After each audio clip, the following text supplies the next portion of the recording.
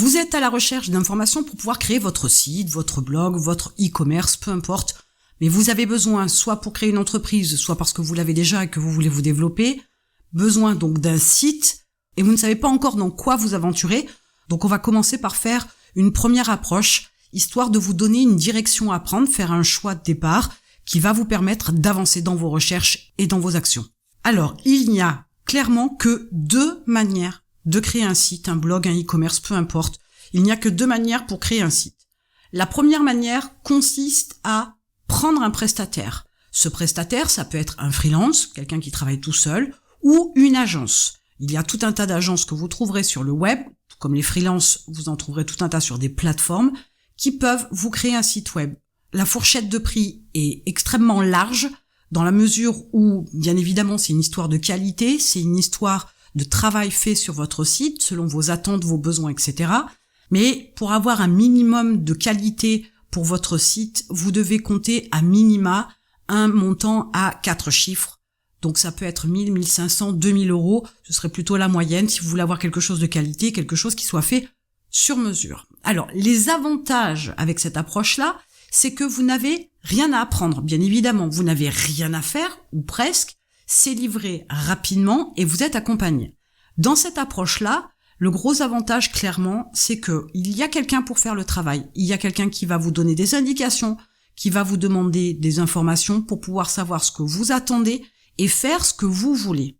Cette approche-là, elle est pratique parce que justement, en étant accompagné, il y a tout un tas d'aspects auxquels vous n'avez pas pensé au préalable. Vous n'êtes pas créateur de site web non plus.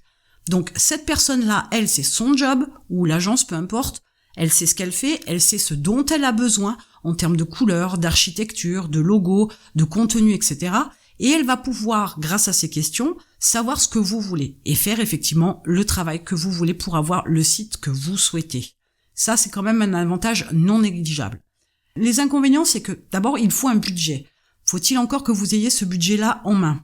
Alors, les montants, comme je vous l'ai dit, sont assez larges, mais à minima, de toute façon, il vous faut bien évidemment avoir un site qui a toutes les informations nécessaires, qui est plutôt au standard du web, ça c'est le minimum syndical.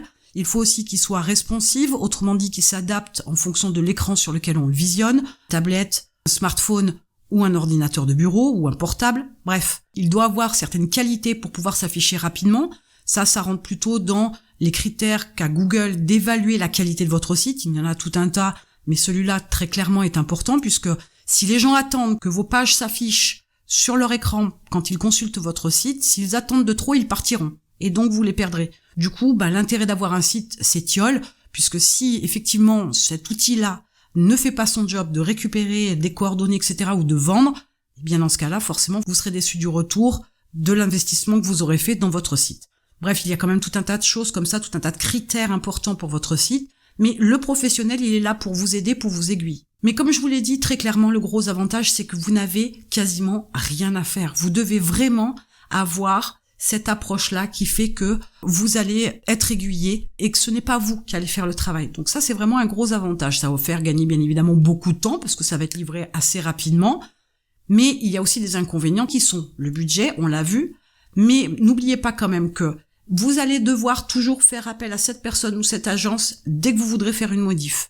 Il va falloir aussi penser au budget maintenance, à la mise à jour du site, aux modifications que vous voulez apporter avec l'évolution des standards du web, de la solution, etc. Il y a donc cette approche-là au niveau budgétaire et par le fait que vous soyez dépendant d'une personne pour faire évoluer votre site qui peut vous bloquer. Ça peut être très vite lourd, mais ça peut être aussi très vite intéressant dans la mesure où vous n'avez pas que ça à faire. Votre job, ce n'est pas de vous occuper constamment de votre site. Si vous pouvez déléguer d'entrée de jeu, c'est plutôt une bonne chose. Enfin, la deuxième solution, elle consiste à faire le site soi-même. Alors, vous avez 2 approches. Soit vous avez une solution propriétaire, j'en ai parlé dans une vidéo précédente, soit vous utilisez un outil en ligne. Il y a là aussi, bien évidemment, des avantages et des inconvénients. Pour les avantages, il n'y a absolument pas de frais. Alors oui, comme d'habitude, même avec la solution avec un prestataire, on en revient quand même à acheter un nom de domaine, du moins le louer, parce que ça ne s'achète pas, ça se loue à l'année. Vous allez avoir, selon la solution que vous optez en solution propriétaire ou outil en ligne, eh bien vous aurez aussi un abonnement mensuel ou un abonnement annuel, selon l'outil que vous allez choisir. Donc ce sont là des frais qui sont moindres que le budget nécessaire pour la création d'un site par le biais d'un freelance ou d'une agence. Donc en termes de frais, on est plutôt à des sommes vraiment ridicules où on est plus sur des centaines d'euros et des centaines, je suis généreuse, je suis large, mais il n'y en a pas non plus pour 500 € par an, faut être cohérent. Donc je disais très peu de frais, du moins ce sont des frais que vous devez de toute façon payer quoi qu'il arrive.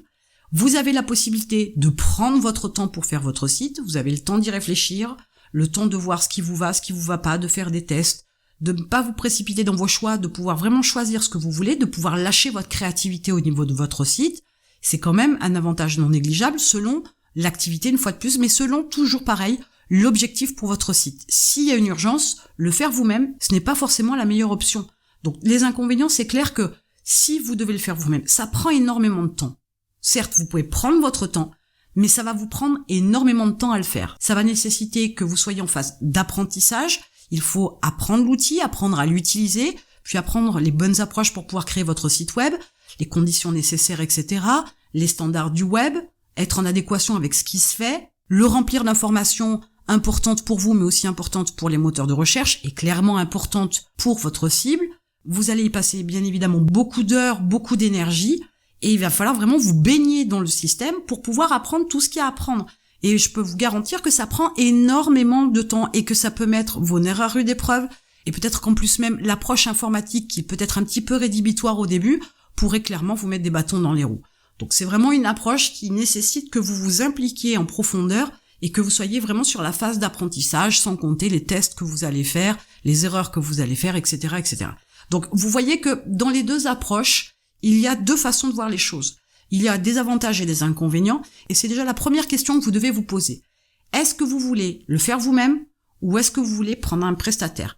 Comme je vous l'ai indiqué, le budget peut être un critère de décision important dans votre choix, parce que on ne parle pas de payer quelqu'un 20 € ou 100 € pour faire un site, on parle plutôt en milliers d'euros, et il faut avoir ce budget-là. Et si vous ne l'avez pas, il vous reste l'autre option, le faire vous-même. Mais il ne faudra absolument pas être pressé, parce que ça va vous prendre énormément de temps. Alors oui, énormément de temps, tout est relatif.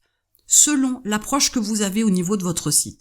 D'abord, je vous donnerai un premier conseil, faites simple, ne cherchez pas compliqué, ne cherchez pas le super design et le super élaboré avec des super fonctionnalités. Restez sur quelque chose de simple, de focus, qui soit axé vraiment sur l'objectif que vous voulez atteindre avec votre site. Qu'est-ce que vous voulez que votre site fasse? Est-ce qu'il doit vendre? Est-ce qu'il doit récupérer des coordonnées? Est-ce qu'il doit simplement informer?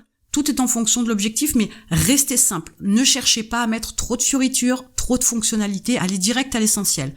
Et enfin, ne cherchez pas non plus à mettre des centaines de pages. Il est clair que vous aurez davantage de pages par la création de vos contenus, par exemple, ou par la création de vos produits, en fiche produit, mais en aucun cas, vous devez mettre énormément de pages qui ne servent strictement à rien, parce que vous allez perdre du temps, et parce que tout simplement, plus vous en faites, plus vous risquez même de rentrer dans les petits détails, voire même de développer un petit côté perfectionniste, mais surtout comprenez bien que vous allez perdre beaucoup de temps pour les choses qui ne servent strictement à rien.